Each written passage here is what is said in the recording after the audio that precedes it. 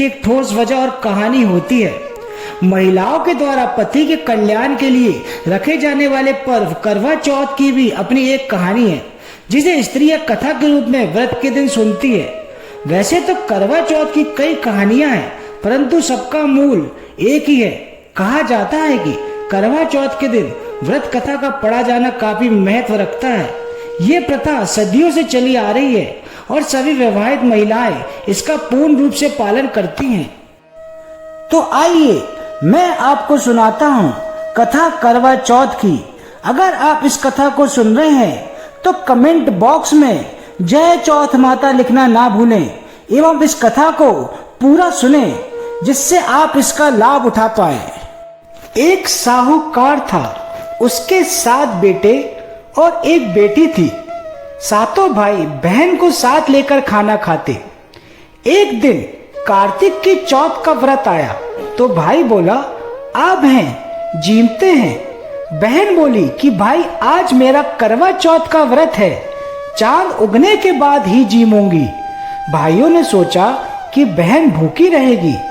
एक भाई ने दिया लिया, एक भाई चालनी लेके पहाड़ के ओट से दिया जलाकर चालनी ढक दी और बहन से बोला, चांद निकल आया है, अर्घ दे ले।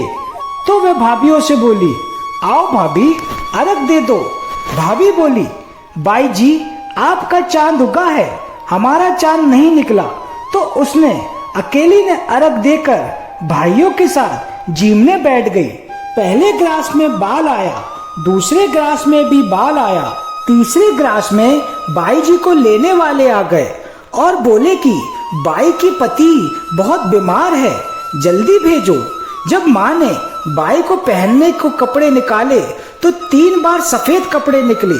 तो बाई को सफेद कपड़ों में एक सोने की मोहर बांध के दी और उसकी माँ बोली कि जो भी तुम्हें सुहागन होने का आशीष दे उसे सोने की मोहर देकर पैर लग लेना, और फिर बाई को विदा कर दिया।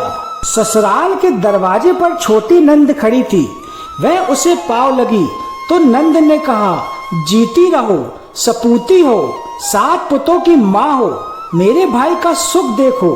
तो उसने सुनकर पल्लू में गांठ बांध ली और सोने की मोहर दे दी और भीतर गई। तो सास ने बोला, जा तेरा पति ऊपर मरा पड़ा है, वहां जाकर बैठ जा।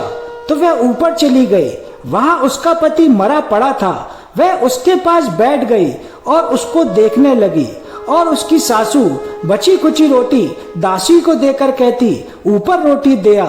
ऐसे होते होते माघ की चौथ आई और चौथ माता बोली, करवा ले करवो ले, भाइयों की प्यारी बहन करवो ले, दिन में चांद उगाने वाली करवो ले, बहुत भुकाली करवो ले। तो वह चौथ माता को देखकर बोली कि माता मैं उजाड़ी, तुम सुधारोगी, मुझे सुहाग देना पड़ेगा। तो चौथ माता बोली, मेरे से बड़ी बैसाख की आवेगी, उसका पल्ला पकड़ना। उसके बाद भादव की चौथ आई तो उसका पल्ला पकड़ना। तो वह बोली कि आगे करवा चौथ आवेगी, उसको कहना तेरे पे करवा चौथ नाराज है, वही तेरा सुहाग लियो है और वही तेरा सुहाग देगी, उसका पैर पकड़कर बैठ जाना। वह कहकर चली गई।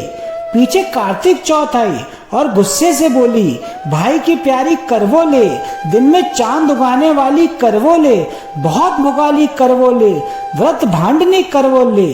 तब सुनकर साहूकार की बेटी पग पकड़कर रोने लगी, हाथ जोड़कर बोली, हे चौथ माता मेरी सुहाग तेरे हाथ में है, तुझे देना पड़ेगा।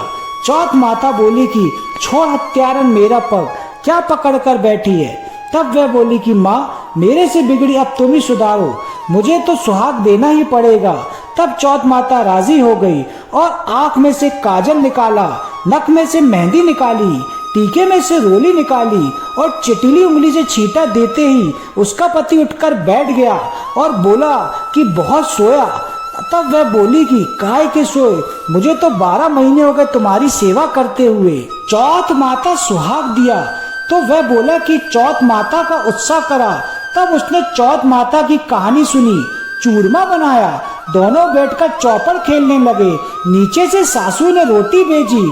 तब दासी ने जाकर कहा कि दोनों जने चौपड़ खेल रहे हैं। सासू देखकर राजी हो गई और बोली कि क्या बात है। तो बहू बोली कि मुझे तो चौथ माता ने सुहाग दिया। उसने सासू के पांव लगी और सारी नगरी में ढिंडोरा पिटवाया दिया कि सुहागन स्त्री, बेटे की माँ, 13 चौथ करो, 13 नहीं तो 4 करो, 4 नहीं तो 2 करो। है चौथ माता, जैसे साहूकार की बेटी को सुहाग दिया वैसा सबको देना।